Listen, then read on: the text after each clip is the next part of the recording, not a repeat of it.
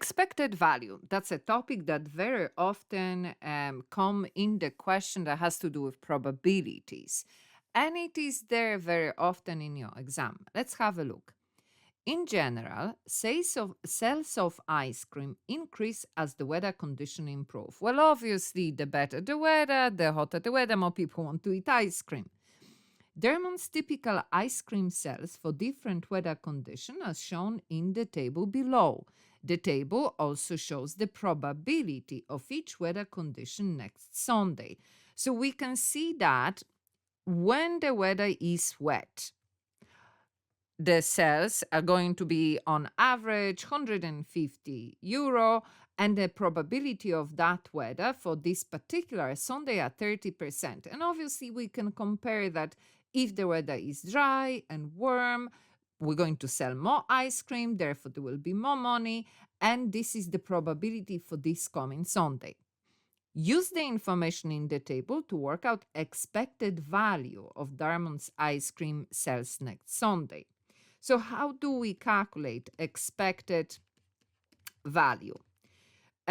We take the euro. Now, sometimes it can be not euro, but we can have a number. So either whether it is a number assigned to it or a euro, doesn't matter.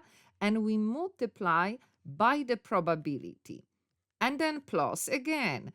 We take the euro or a number and we multiply by probability plus and so on, depending how many parts in the particular question we have. So applying that knowledge here, let's do that. So here, the expected value will be what? We take €150 and we multiply.